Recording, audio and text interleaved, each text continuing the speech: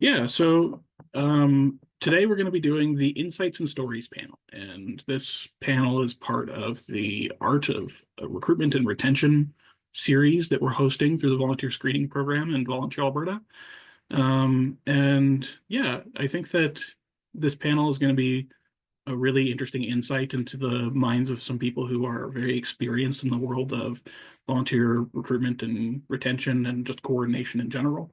And I wish that I knew as much as they did. My title actually at Volunteer Alberta is the Manager of Learning and Insight, or Inquiry. Sorry, I'm still getting used to my new title.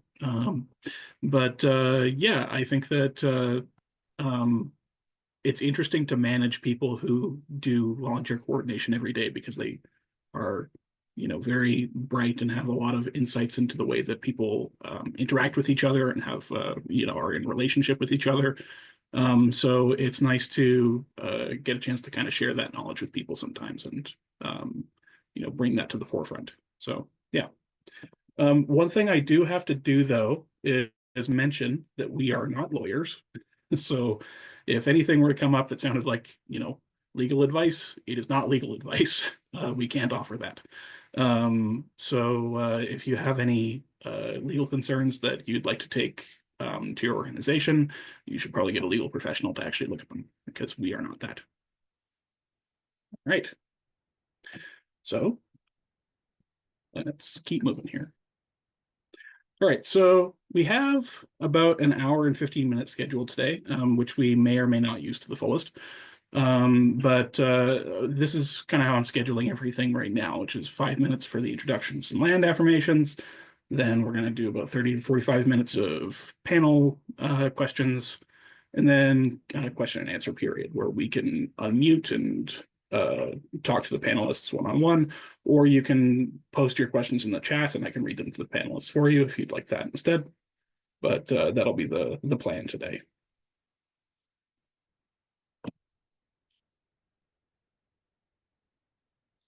Okay, so our main office is situated on Treaty 6 territory in an area that holds many Indigenous names, but is referred to by the Neheawa people as Amiskwichi-Waskaikan, and is colonially known as Edmonton. Our staff, board, and work extend into Treaty 4, 6, 7, 8, and 10 territories, and we affirm the importance of honoring these historic agreements as well as all future land treaty or all future treaties. The land we call Alberta is the ancestral territory and present-day home of many Indigenous peoples, including the Neheawa, Dene, Eara Nakota, Anishinaabe, Niitsitapi, Inuit, and Métis. We're grateful for their stewardship of this land, and as an act of reconciliation and goodwill, it's our intention to ensure our organization, along with the entire social impact nonprofit voluntary sector, can become good partners in supporting the land and communities. And as we talk about volunteerism, recruitment, and retention, we can consider our connection and dependence on one another. None of us can accomplish impact in our communities without each other. There is much we can learn from the Indigenous peoples of this land, and we hope that we can support each other in our screening efforts collectively. Okay, so I'm going to talk to you a little bit about VSP before we get into the actual panelists here. So the volunteer screening program is the program that brings this presentation to you today, and it comes with 3 different kind of sub-programs. We have education programming, which helps us grow the capabilities of social impact, nonprofit, and voluntary sector organizations across the province through events like this, and then many other resources and stuff like that. We create a lot of guides and tip sheets and webinars, and we also do live events and custom presentations for organizations that are looking for educational events. So that's part of our programming. Then we also offer screening development micro grants. Those are between $2,500 to $3,500 to help organizations develop their screening processes, procedures, and policies. And they're very flexible grants that are meant to just help organizations in a variety of different ways that could be seen as beneficial for improving their volunteer screening practices. And then we also had the VSC fee waiver. So the VSC fee waiver, we work with police and RCMP to waive the costs associated with volunteer vulnerable sector checks across 11 different municipalities in Alberta. And that's a pretty long-standing program.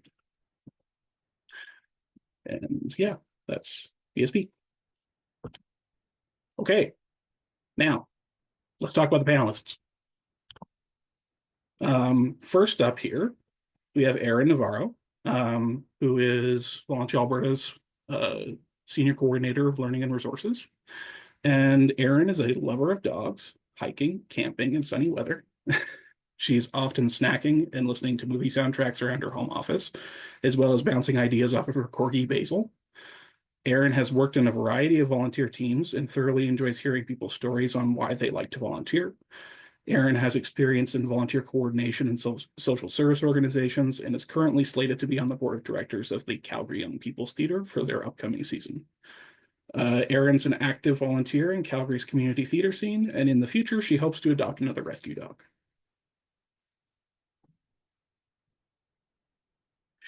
Next up, we have Alison Besecker. Alison is the Senior Coordinator of Networks and Engagement at Volunteer Alberta. And as the Networks Engagement Senior Coordinator, Alison manages VA's members, leads our Alberta Volunteer Center network, and looks at other ways to connect with the sector. Alison received a Bachelor of Art in International Development Studies and has a Diploma of Arts and Cultural Management. She also has 8 years of experience as a volunteer coordinator.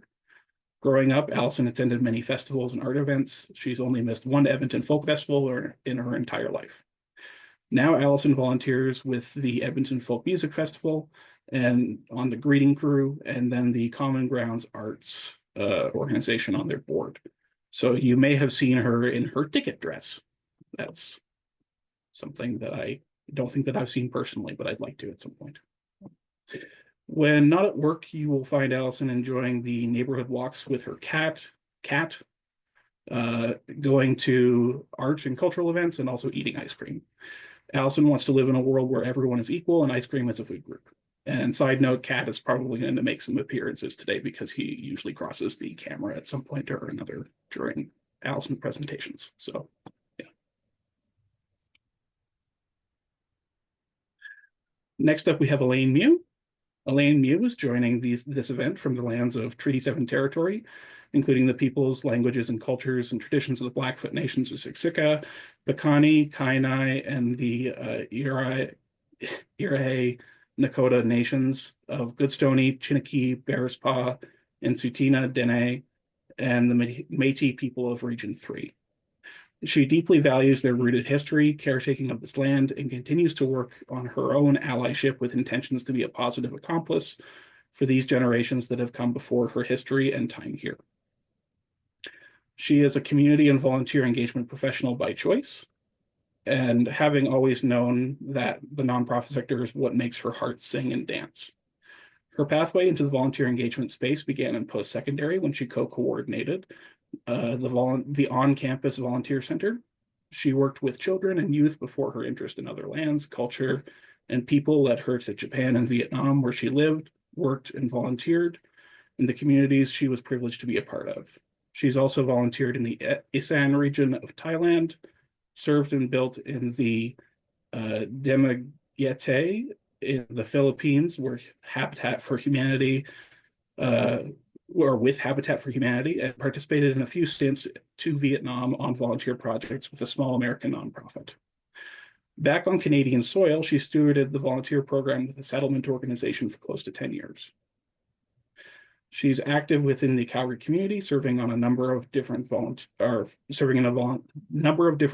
leadership roles.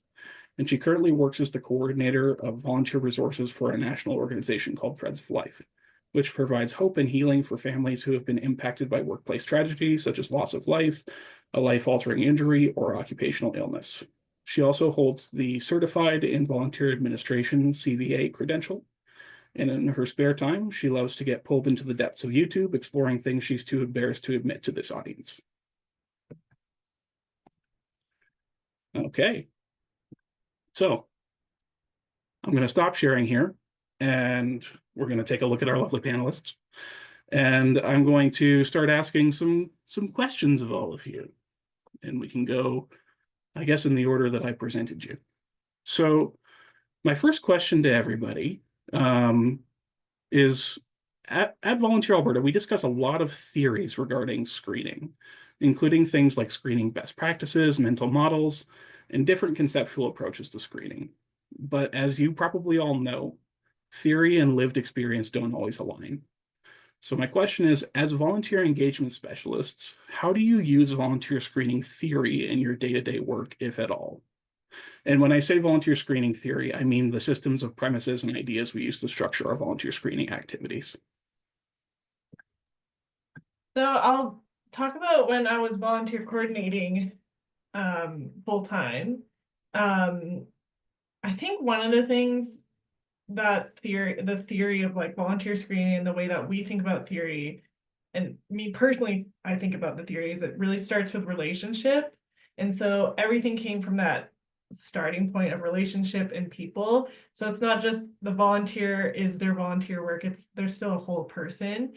And that just meant to like that there is a lot of opportunity to change and adapt depending on who was joining the community and what were those needs, what were they looking for. But I also found recruitment wasn't just, it was never done. Even if you recruited into a role, that person could find another role that they enjoy perhaps more or would be a better match to. So recruitment was actually a continual process, even for the volunteers you already recruited. So it just became this, again, really flexible, adaptive process, almost like a dance. And that's part of the reason why we're calling it the art of volunteer recruitment and retention. There's so many different ways to do it. It's so, I love that about volunteer coordinating because it is so adaptable, but there's always just this opportunity to think, oh, is there another role that we can recruit them into? Is the recruitment process ever done? And it goes back to that relationship, even when we're recruiting. So I'll leave it at that. Like it really was about relationship and knowing that relationship can affect every part of screening, recruitment included. And eventually that did help with retention because they knew that they could trust you, they were engaged in their roles, it was meaningful for them, it was safe, it was a good match in many different ways. So I'll leave my answer at that. Fantastic. Thanks, Erin. And Alison, how about you? Yeah, so I'm talking more of my current role because I thought I'd go with that for this question. So it's less part of my current role. However, I do engage a lot with students, especially through the community service learning program through the U of A. And so I usually always set up an interview, chat with them, figure out what their goals of the project itself is, and then what their needs and expectations are as me as their supervisor. And I always joke that it's important skill for them to learn to know how they want to be supervised and what kind of supervision they need. But it's actually a very important skill, and I feel like it's not something that we talk about often. So I do kind of set up that mentor expectations for them.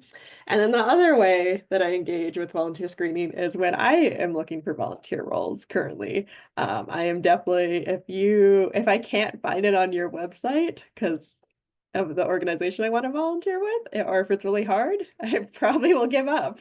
Or if I have to email, I'm definitely like to fill out a form, know that I can pick my own shifts, and if that doesn't look like the expectations of your volunteer role, I have to email or call you, I might not, I'll stop. So I feel like that's kind of where the screening practice happens to the day-to-day of my current position. I'll send it to you, Elaine.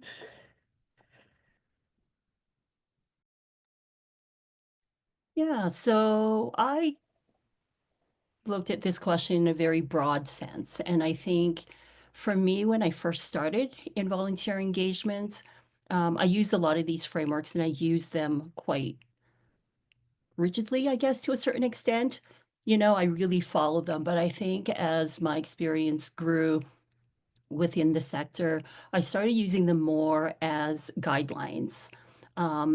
because they're not necessarily set in stone. Every organization is different, and how you utilize that volunteer engagement cycle may change depending upon where you're at. I think kind of where I'm at now is really thinking about many of these frameworks that do exist and wondering if we've gone too far where we are so rigid now and we are so admin heavy. And that turns a lot of people off, people who want to be engaged in the community. As Erin and Alison both said, volunteerism is really about community. It's about building relationships. It's about inclusion. And so a key part for me when I was recruiting volunteers was really about looking at how we can screen people out versus screening people out. So if someone applies for a certain role and that person may not necessarily be the best fit for that role, how can we engage that individual within our organization in other ways? Is that person best suited at another organization, and referring somebody out to another organization? Because I think partnerships and collaborations are such a key part of the work that we do. And so for me, in the last role that I had, the program that I stewarded was called the Volunteer Development Program. And so that word development for me was so key, which I think is truly important for volunteer engagement, because we really are investing in people. So I know there's a lot of work that's being done now by leaders in the sector across the globe about volunteer engagement frameworks and whether they are still relevant for today or not. And so there are a few people who are out there. And so Tracy O'Neill, who's based in Australia, she's one. Sammy from Volunteer Toronto, and then there's a consultant called Lori Gottlieb. So if you're interested in learning more, I would encourage you to maybe follow some of the work that they're doing, because they are really looking at reimagining the volunteer engagement cycle. Thank you. Fantastic. Thank you, everyone. Elaine, you're going to have to post some of those names in the chat. That sounds really interesting. I'll probably look into that afterwards myself. So I really appreciate everyone's kind of like variety of different thoughts on this topic. So I'm going to kind of hone in a little bit on a specific topic, which is public safety. So people often view the volunteer screening process as simply gaining documents and conducting interviews. However, Volunteer Canada includes pre-hiring processes like recruitment and post-hiring processes like feedback to be part of the 10 steps to screening, as outlined in their 2012 screening handbook published by with Public Safety Canada. So how do you think volunteer recruitment and retention relate to public safety? And do you have any stories illustrating the connection or lack thereof between recruitment, retention, and public safety? And I'll start with Erin. Sure. I can share a story of how this has come up in a very, to me, it was a very direct and obvious example of how recruitment and safety are intertwined. So when I was doing social services work and working as a volunteer coordinator, we worked with participants who had been trafficked and exploited. And so during the interview process, which if I did it again, I would never call it an interview, I'd call it a conversation, because that's really what it was. I would just share more about the work that we would do and the topics, like just what would come up, what would be an everyday example of what a volunteer would experience. And especially if you're newer to that topic, it's a lot. It can weigh on you pretty heavily. And it's some pretty dark stuff that the clients would go through. And so I would share a bit about that. And there was one person who it was hard to hear, it was hard to learn about. And it was through that conversation, that interview, that we decided maybe it's not the best match, because it is hard. And if it was, oh no, we really need someone to do this role, we're getting desperate, just anyone to do it, and we did it, put this person in this volunteer role, it could have led to burnout, it could have led to vicarious trauma for the volunteer, it could have meant maybe different tasks were lacking, which could lead to safety problems that also affect the clients. Like there could have been many different things. So in that case, what wasn't a good match for one reason was also an unsafe match for a very similar reason.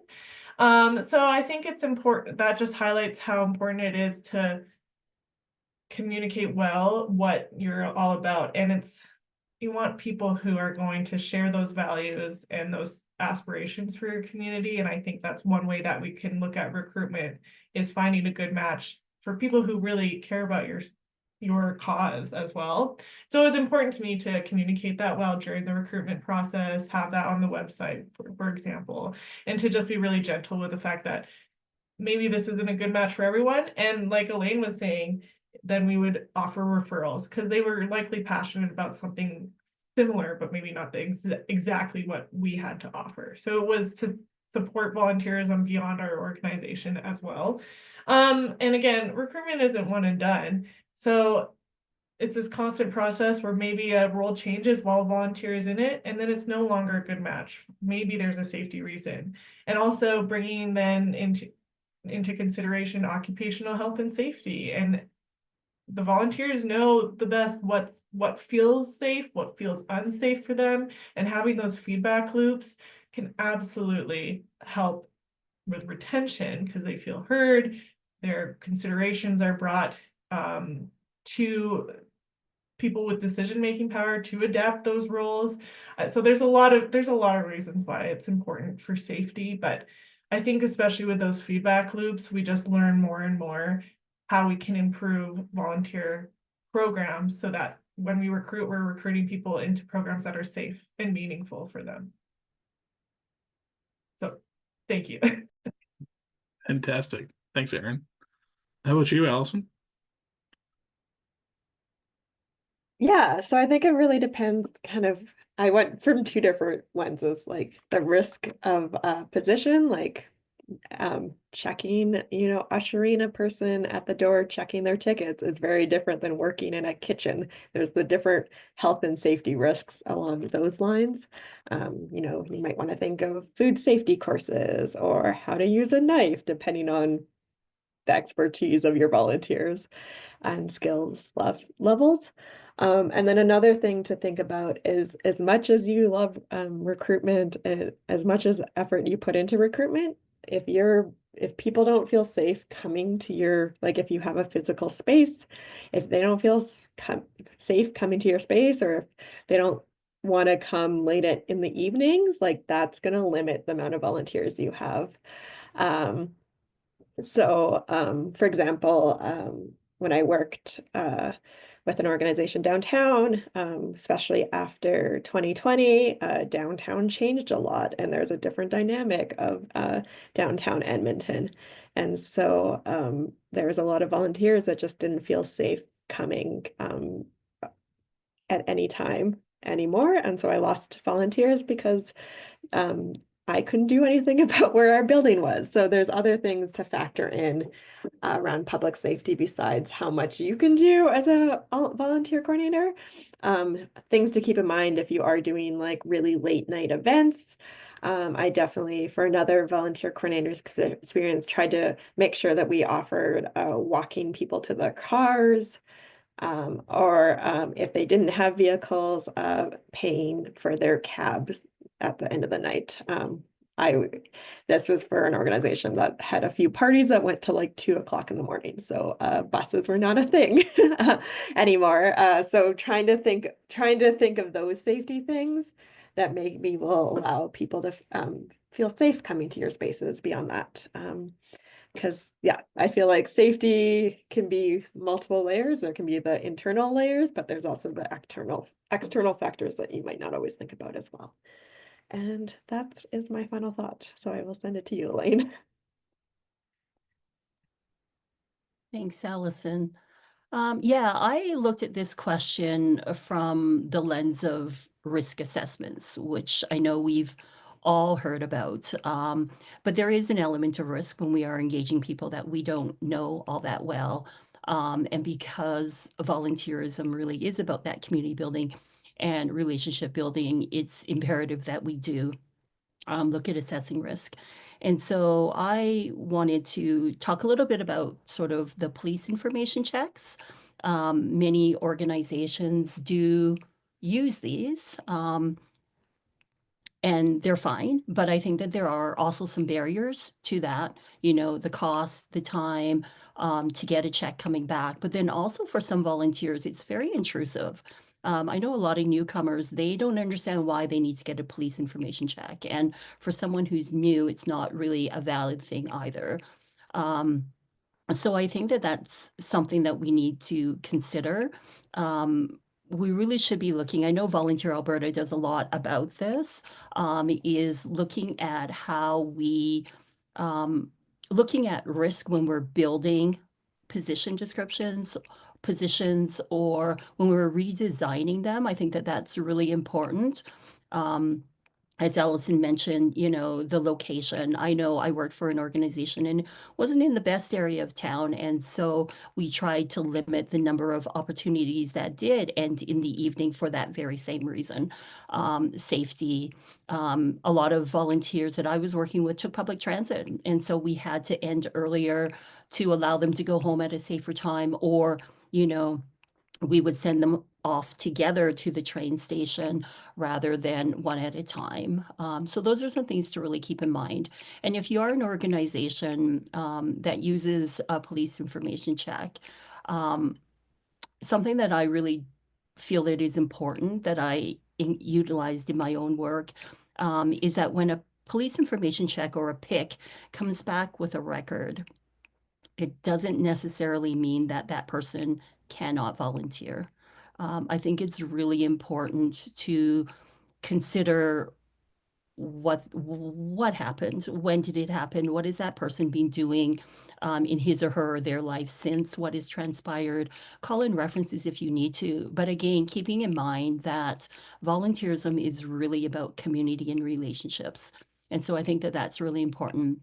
I also feel that if you're working for an organization that maybe has a blanket policy where, yes, every volunteer who applies needs to get a police information check, I really feel that we all as volunteer engagement professionals should be advocating for change, bringing awareness. So maybe talking to your supervisor or to leadership about that policy, why it exists, and maybe helping them reframe that. I think, as we've talked a lot about belonging, community, everybody deserves a second chance. So I really think that it's important to keep that in mind. Just as a very quick example about risk and public safety and all of that, I know there were a couple of volunteer positions that we had where I last worked, and there were stronger guidelines and expectations in place when it came to the screening. And I found that volunteers were very supportive once it was explained to them why these processes were in place. And many of them actually expressed appreciation that we recognized. We actually looked at those risk factors and thought about how that would impact them. So I really encourage you to really dig a bit deeper and to really maybe revisit some of your positions and see how we can mitigate risk and avoid all of the blanket police information checks and stuff. So yeah, that's my 2 cents on this. Fantastic, thank you. And thank you for your insight around police information checks. That's a big thing that we're always talking about at Volunteer Alberta and through the volunteer screening program is appropriate use of police information checks, background checks, local sector checks. Yeah, it's important. And Alison, I really liked that you kind of tied in not just the fact that volunteers need to be a safe match for the public, but we also have to find a safe match for the volunteers themselves in the organization. I think that that's a really important thing to keep in mind when we're talking about screening. It's a kind of two-way street. So thank you for that insight. So the next question here is a little bit different. So sometimes recruitment can seem to be at odds with other volunteer screening processes. For a volunteer who is excited to start volunteering, having to go through interviews, reference checks, onboarding, and so on can be enough to make them quit before they even get started. So do you have any advice for other volunteer engagement specialists on how to keep volunteers engaged during the volunteer screening process? and let's just keep going in the same order. Back to me. Okay, that's fine. So there's many opportunities to engage someone. So I really do try to minimize the time between they first reach out and then when we get in contact with them. And I would generally try and keep that within 5-ish business days, and that's not always possible. But maybe there is like an automatic reply to let them know, like, oh, maybe we're at a busy time right now, so it might take 10 business days, but either way, you'll hear from us and you'll get an email or you'll get a call, whatever. So I think it's just about communicating what, again, like what Elaine said, is explaining the process, why it's happening and all that. But there's other things you can do too. I believe Scott at the last month's webinar was talking about, maybe there's a gap between the original recruitment like interview and the next time that they can start the role. You could send them educational resources, like an article about what your program, what your organization even does, what's maybe something that's related to the impact you're trying to make on the community. You could bring them to an orientation. So for example, what I would do is every month we'd have something, and whether it was a general orientation to welcome them to the volunteer community, more about the organization, we would have that, and anyone can join, right? Like you don't have to have a background check for that. Anyone could join for something like an orientation, or we'd host some kind of low risk, low screening event. So we would have some kind of training that's related to the topic. Anyone could join who signed up, or at the holiday season, anyone could come to wrap presents and make cards for participants. And you can bring your friends, you can bring your family. There's just many different ways to make it low risk, just to help support the organization one way or another. And so they didn't need to have this, and this checked off. They could bring anyone from the community could join. So those are just some examples, but I think going back to relationship, there's many very low cost ideas too. Maybe it's, you're welcome to come visit the office if you'd like to see what we do, meet some of the other staff. I can give you a little tour, or I'd love to get you started on this one training that sounds like it's in line with your interests as well as the work we do. So there's many different ways, and it doesn't have to cost very much either. I think it just, again, it goes back to relationship, and a lot of that can be done online. It doesn't have to be done in person. Let's read through this job description, and then I can text you about it. There's many different ways. So potential for retention, though, what I want to say, starts the second that someone gets connected with your organization, because it matters how you, like the tone that you bring to it, the information you share. I have yet to hear a good reason why your screening process should be a secret, even like what Elaine was saying, explaining why this exists. So if somebody is going to your website and doesn't see anything about your screening process, to me that communicates a starting point of kind of like not very much trust. So it matters right from the point one. So you can look at your website, but there's many different things that you can do if there's a time frame before they can start. There's many different ways to engage, and those are some examples. So I would say that's something that you definitely have to, it takes time to develop, but it was worth it too, because I did see an increase with retention in the long term, because people felt valued at the organization right from day one. So that's me. Fantastic. Thanks, Erin. And I feel like people that have heard me speak before have heard this analogy, so I apologize for this. But I always think of if you buy something online, there's that whole package conversation that is happening. Well, your package is getting wrapped and sent to you and then getting shipped. And I think it's a good explanation of how a volunteer should get the same amount of communication as a package getting delivered, not because they are a package, but because there's kind of that expectation now of our society to keep that information informed. And so kind of looking at that, so having that, thank you for applying, email immediately. A lot of volunteers often don't go through the process because they get ghosted by an organization or it takes too long. So trying to have that direct response, and maybe you can't have them kind of similar to Erin's kind of comment about like maybe there isn't some of the roles that they want to do take a longer process training and explaining that, but trying to get them in as soon as possible to see if they can do some low stakes, low risk volunteering if there's events that you're having or if you're doing a training. I always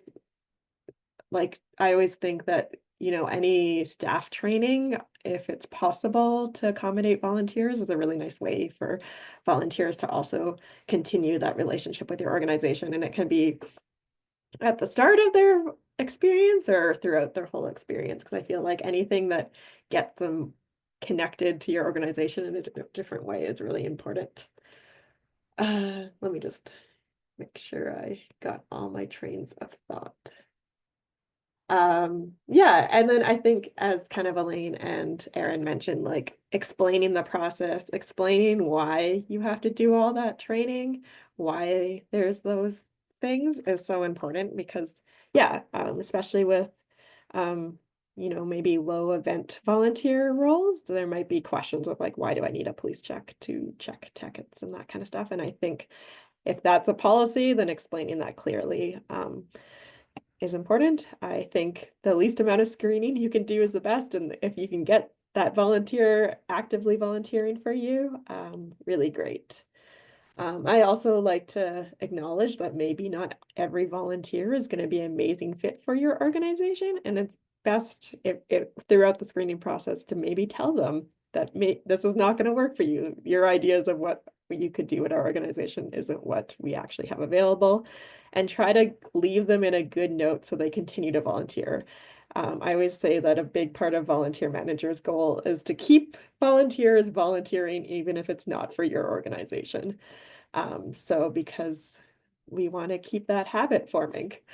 So that's another thing to think about as well. I will send it to you, Elaine. Yeah, I love that last comment, Alison, about keeping people engaged, whether they're with you or not, because I think that's so true. I think both Erin and Alison have both commented already about how screening should really vary depending upon the position. It shouldn't be the same process, the same amount of time for each position, because some do require less screening. And I think for positions that do require a little longer time for that screening process, that it's important to try to think outside of the box, to be creative, but also be open and honest about how long it will take and why it takes that long, but also looking at your processes and to see, is there a way that you can combine some steps or decrease some steps? I think that that's really important, but I think some of the ideas that I had have already been mentioned, having people come in as an assistant for a program, coming in to observe, taking part in trainings, special events. All of those things are ways that volunteers can still be engaged within your organization while they're waiting to be engaged in the role that they're looking for. I think if your process is too long, invariably you will probably lose prospective volunteers, because there are some individuals who will wait because they're super dedicated, enthusiastic, and passionate about your cause. However, we live in a society now is very immediate, and when people reach out, that's when they want to be engaged. And if it's going to take 3 months to get them through the process, many may not be that interested. And just the reality too, people sometimes step up to volunteer because they've lost a position and this is the time that they have available right now. Younger individuals might need some credits from volunteering for school, so it's important to look at those and also keep in mind that we talked earlier about that volunteer engagement framework, and it doesn't have to be linear. It doesn't have to go A to B to C. We can go A to C and back to B. You can play around with that. I know for the youth program, with the organization where I used to work, there were a lot of checks because the youth program, the youth program served youth who were at risk or already involved with the criminal justice system. So there were a lot of checks that need to be done. And so with that, we brought volunteers in for training before the whole screening process, ended. And the reality is some people came for the training and then they never ended up volunteering. And that was okay because, going back to that development piece, we're helping people develop. And I think that that's a positive thing. I want to share one very crazy experience that I had when it came to recruiting volunteers and trying to keep them engaged in this whole screening process. So it would have been, I forget the year exactly, it was but it was right around the time of the Afghan refugee crisis. And so I remember getting an email and it was like, well, you need to mobilize, you need to get 50 volunteers ready because the planes are coming. And so I had two colleagues working together with me. And so we were able to work really efficiently and really hard, and we got our team of 50 ready. However, we still didn't have a date when we would be working with those Afghan refugees who were arriving. So we had already done our regular orientation and training. We had done cultural competency training. And so we had 50 volunteers basically waiting. So we had to be really creative. And so we looked at ways in how we could engage volunteers from within that pool who could then provide training for the other volunteers. So we had some volunteers put together a presentation on Afghan culture to share with other volunteers.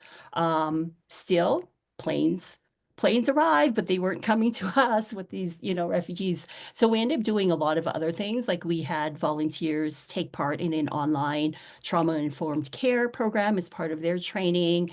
All of this time we were giving ongoing communication. So the volunteers learned a lot about the settlement and sort of refugee coming to Canada process, the different types of refugees.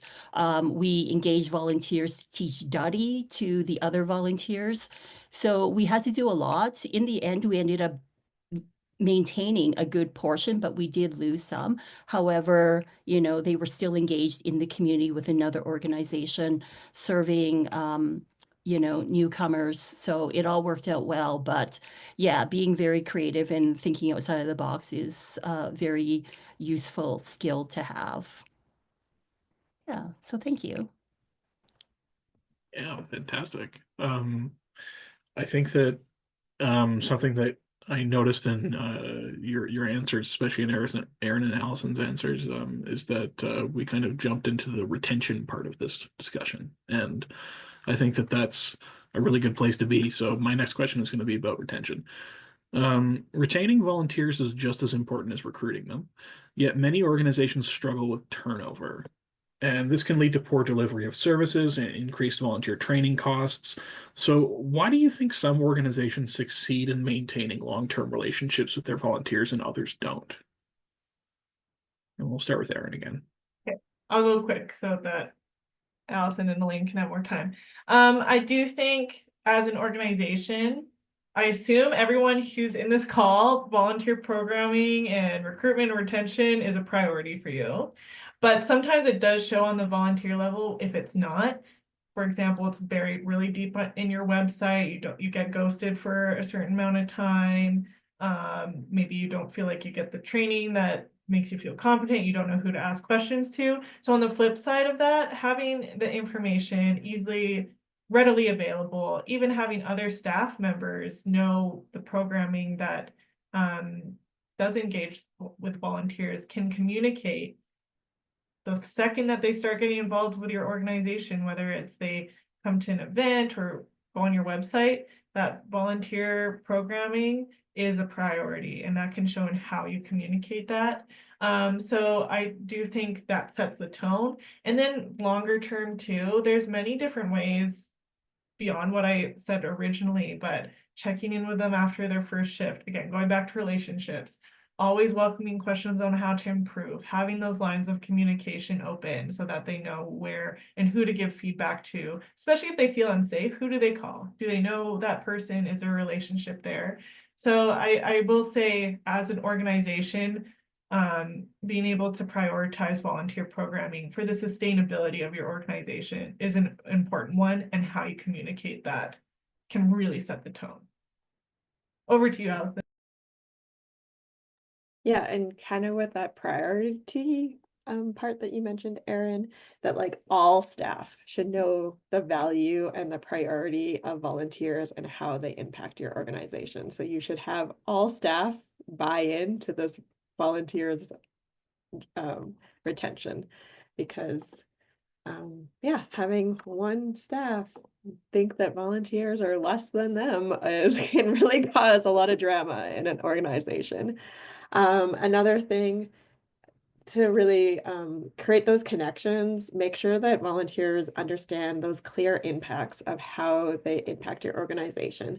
So is that, I used to always joke at our like end of the year party, I would say, oh, because of you, we hung 6,000 coats, and make these like really ridiculous stats, but also say the other impacts as well for events and stuff. And I think having those silly or real impact events really shows how that volunteer can engage and keep you and stuff. And then the other thing, a lot of especially festivals are those things that maybe don't have those ebb and falls of like when they need a lot of volunteers and when you maybe have those like lower seasons.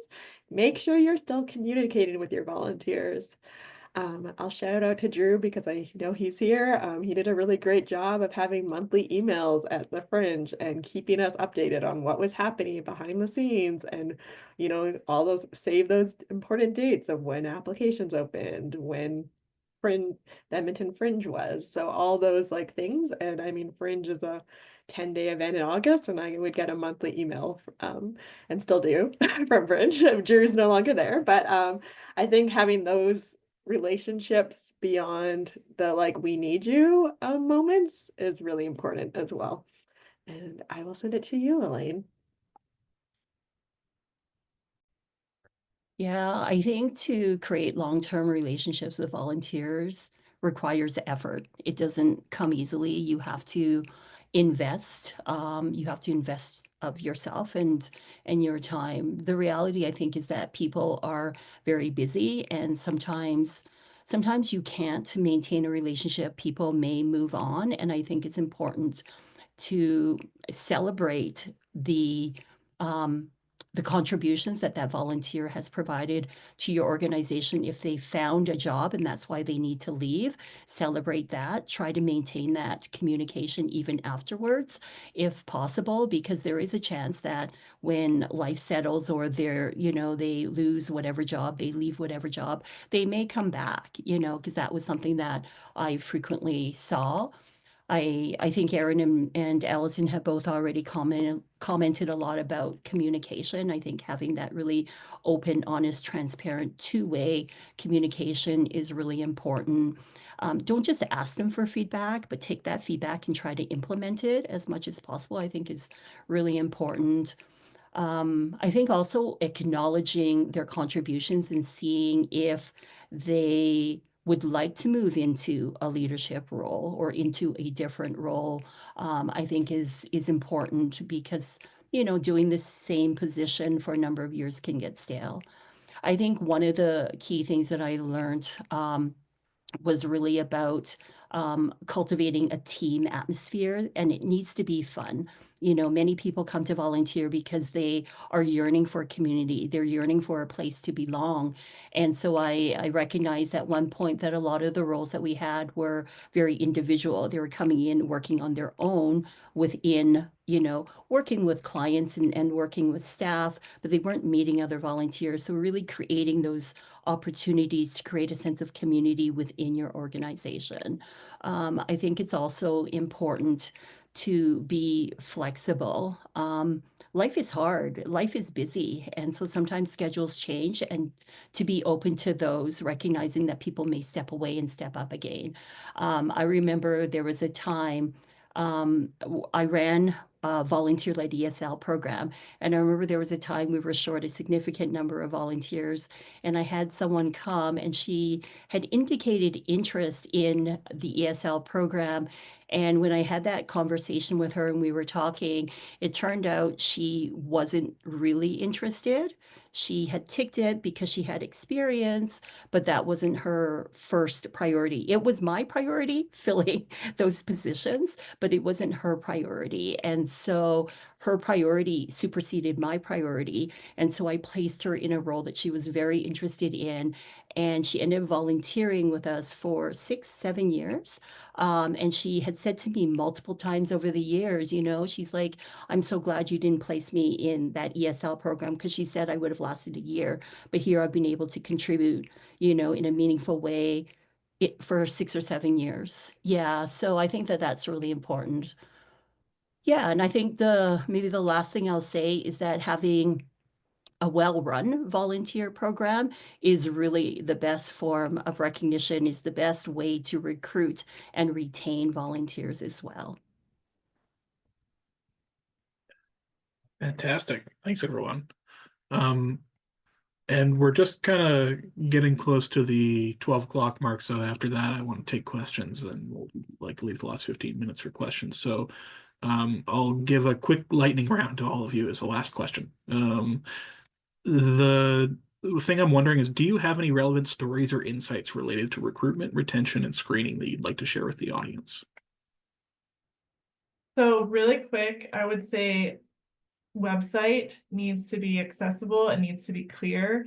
And when we adjusted the website to be like on the front page, volunteers knew exactly where to click. And then the next page, I was mentioning in the chat, we had our volunteer like journey pathway of what that actually looks like. It actually helped increase recruitment by like 10%. Like we saw this increase because it was very clear. They knew who to contact. We would reach out to them, and we followed through as best as we could with those promises on communication. And then I'll say this next one with the caveat that you have to have relationship first, but volunteers can actually do recruiting for you. So instead of having one person doing the recruitment, you can send that email, hey, we're looking for a person that has these qualities to do this role. Do you know of anyone? Maybe you'd also like to try it, but share with your friends and family, and then they can contact me. You know how to contact me, so send them over. And then you just increase your volunteer recruitment team to 10, 20, 30 plus, how many people get the email. But you have to have a relationship. Otherwise, it's an ask that is just one way. Relationship needs to exist first. I'll pass it to you, Alison. That kind of ties into mine, which, if you're doing recognition events, like allow your volunteers to bring your friends if possible, or a family member, and you can cap it, but like use those opportunities for them to like highlight their fun at your organization or what you're doing. And I realize that's not for everyone. And then connected to that, knowing someone's name is so important, and saying hi, and saying hi to them when they're in your organization, but also when you run into them into the street. I'll do a quick story.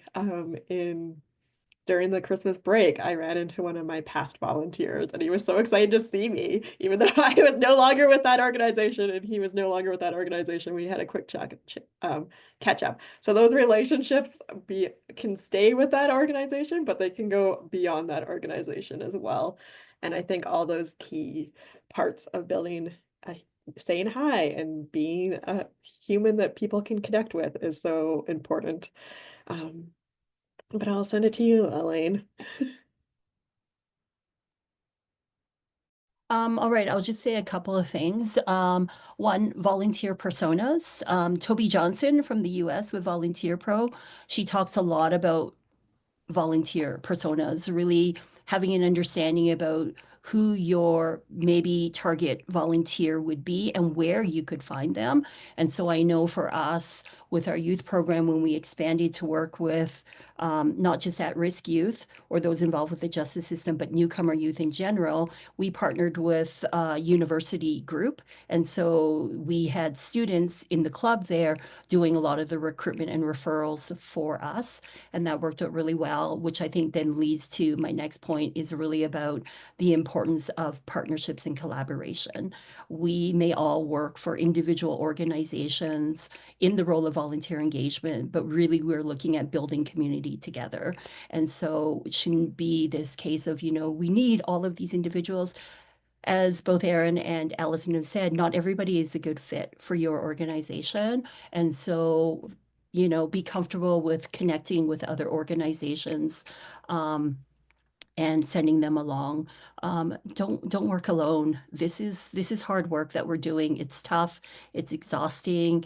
Burnout is a big thing in the sector, and so really reach out to others in the sector who are doing this work together with you and build a community of individuals, because I think that can really help in sharing ideas similar to this. We're sharing ideas with one another about what's working within your organizations.